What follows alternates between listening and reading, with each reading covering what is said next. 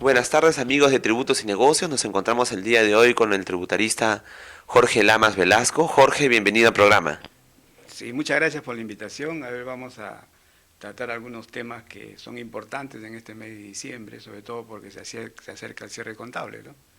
Justamente eso queríamos preguntarte, ¿qué aspectos deben tener en cuenta los colegas para el cierre contable del ejercicio 2009?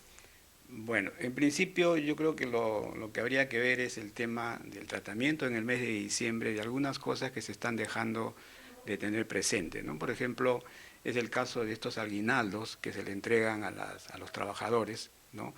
A través de bienes, ¿no? O sea, las empresas compran panetones, vinos, azúcar, arroz, etcétera, y le entregan pues en las famosas bolsas de Navidad o canastas navideñas, ¿no? Muchas empresas olvidan que eso tiene un tratamiento en cuanto se refiere al IGB y en cuanto se refiere al impuesto a la renta. En cuanto al IGB, no hay que olvidar que eso, según la ley, se trata como lo que se conoce con el nombre de retiro de bienes y por lo tanto eso obliga a que las empresas tengan que girar un comprobante de pago por todo lo que le entregan a sus trabajadores y pagar el correspondiente IGB. Ahí es el punto en el que muchas veces el empresario se resiste al pago, ¿no? ¿Pero por qué? Dice, si yo estoy regalándole a mis trabajadores porque encima debo pagar el IGB. Pero el tema es que se está olvidando de algo, ¿no? Que cuando él compra esas cosas, esos montos comprados que llevan su IGB se deducen como crédito fiscal. Entonces resulta que hay un efecto cero, ¿no? Por un lado, se tiene que pagar el comprobante de pago por lo que se le da a los trabajadores, pero se le resta el IGB que corresponde a lo que se ha comprado. Por lo tanto, la empresa no se afecta en nada, ¿no? Ese es un tema y por la parte en que corresponde al impuesto a la renta, hay que pensar que esto constituye una suma adicional de remuneraciones y por lo tanto tiene que ponerse en planilla, tiene que pagar rentas de quinta categoría, ¿no? Porque si no, no se acepta como gasto. Ese es un tema, ¿no? El otro tema que hemos visto también en el curso del año con muchas empresas es el caso, por ejemplo, de estas empresas que hoy en día es el boom de la construcción y de la construcción con departamentos. Vamos de repente hoy día por una esquina y nos encontramos con que había una casa antigua y hoy día ya están levantando un edificio. Pasamos dentro de un mes, están terminando el edificio, ¿no? Entonces, ahí hay un tema también diferenciado entre IGB y renta, ¿no? ¿Por qué? Porque no hay que olvidar que para efectos de IGB existe un principio básico que esta obligación tributaria se genera en el momento que se quiere el comprobante y se va pagando a cuenta de lo que voy comprando. Por lo tanto, cada vez que esta persona va pagando su cuota inicial y va pagando a cuenta de lo que es el valor del departamento, tiene que pagar su IGB, ¿no? La empresa tiene que pagar el IGB, pero lógico, tiene que transferírselo a su cliente y se paga el IGB por parte del cliente. Pues bien, aparte de eso viene el problema de renta. Entonces hemos visto que muchas empresas, de repente no teniendo en cuenta lo que son los principios contables, se olvidan que hay una NIC 18, una norma internacional de contabilidad número 18, que nos indica de que los ingresos se reconocen cuando la propiedad de los bienes se transfieren y si no, cuando se le transfieren a ellos los derechos, los beneficios y las obligaciones que se tienen con un bien. Por lo tanto, no es venta o no se tiene por qué declarar como ingreso estos cobros parciales que se van haciendo a cuenta de los departamentos. No se van a declarar como ingresos hasta que el departamento no se le entregue al comprador. Recién ahí se le está transfiriendo el derecho al uso, al beneficio y a las obligaciones que tiene la empresa y por lo tanto ese ingreso se declarará en ese momento. Esa es la famosa NEC 18, ¿no? Pero hemos visto que muchas empresas giran su factura por el pago a cuenta, el departamento no se ha entregado físicamente todavía y están pagando impuesto a la renta, ¿no? Están haciendo un problema ahí que no corresponde. Y también tenemos el tema de los gastos de representación, que hemos visto en el curso del año, por ejemplo, las empresas simplemente gastan en temas de atenciones a sus proveedores, a sus clientes, a funcionarios bancarios, y todo lo cargan a gasto de representación, lo ponen en su registro de compras y usan el crédito fiscal y se olvidan que hay un límite. ¿Cuál es ese límite?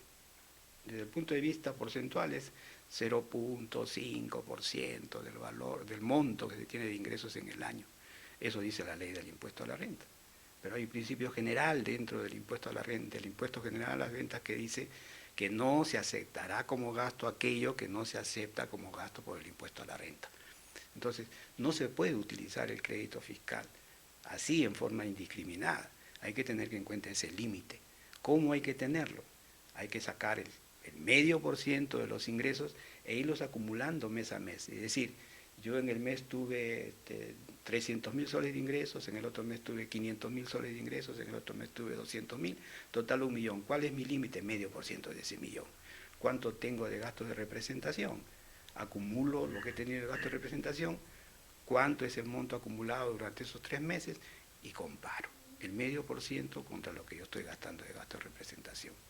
Si me paso de ese monto, el IGB que corresponde a ese exceso no se puede aplicar. Eso no lo hacen. ¿Por qué dicen que no lo hacen? Pues algunos dicen porque es muy difícil, no podemos estar controlando todos los meses los ingresos. Pero lamentablemente la ley es la ley y hay que cumplirla, ¿no? Hay veces los empresarios se resisten a estas cosas y muchas veces tienen problemas con los contadores, ¿no? Porque el contador dice, sí, pero tenemos que tomar estos límites, tenemos que ver que hay limitaciones para los pagos. Y el empresario dice, bueno, pues, pero yo no puedo ceñirme pues a todo el tiempo a lo que dice la ley, porque entonces voy a estar regalando mi plata. Dice, no es eso, ¿no? Sino que una obligación tributaria es una obligación tributaria, ¿no? Y hay que pagarla. Y muchas veces tenemos, ¿qué te digo?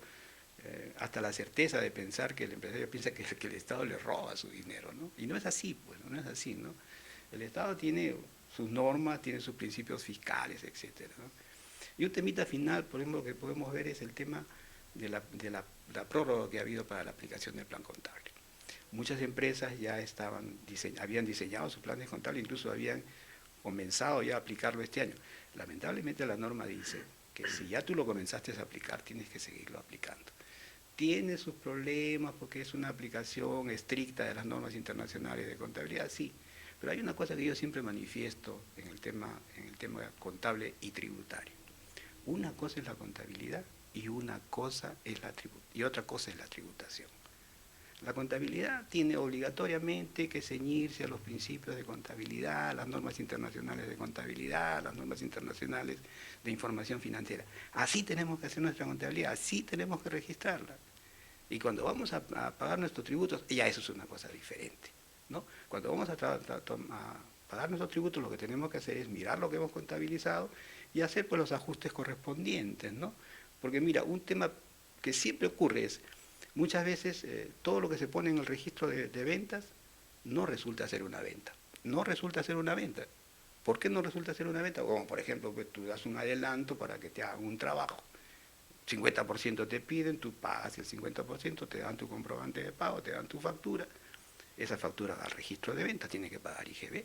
Pero a la hora que tú contabilizas ese pago a cuenta no es venta todavía, mientras no terminen el servicio. Entonces en ese mes de ninguna manera tu registro de venta va a cuadrar con tu cuenta de venta. Pero a veces hay algunos que dicen, pues no, pero no me cuadra el registro de venta con lo que estoy declarando, ¿no? Entonces por un lado es una cosa la venta para efectos del impuesto general a las ventas, que obliga a pagar con sus condiciones, y otra cosa es el impuesto a la renta, que se ciñe bajo ese principio que conocemos como la Ley 18.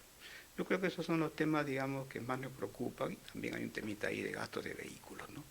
Que se hizo mucho abuso, se quiso hacer mucho abuso de los gastos en vehículos. Se compraban vehículos a empresas en forma indiscriminada, muchas veces para usos personales. Entonces la ley le ha puesto un tope, pues.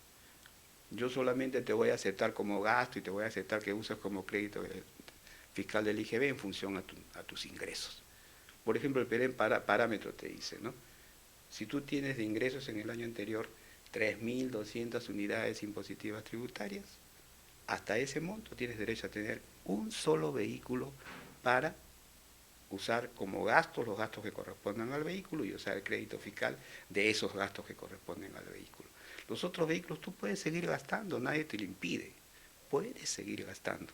No le vas a impedir a la empresa que tenga 3 o 4 vehículos, pero los gastos que corresponden a los restantes vehículos, además de ese uno, no te lo aceptan como gasto, ninguno, y tampoco te van a aceptar el crédito fiscal de esas facturas que corresponden a esos gastos.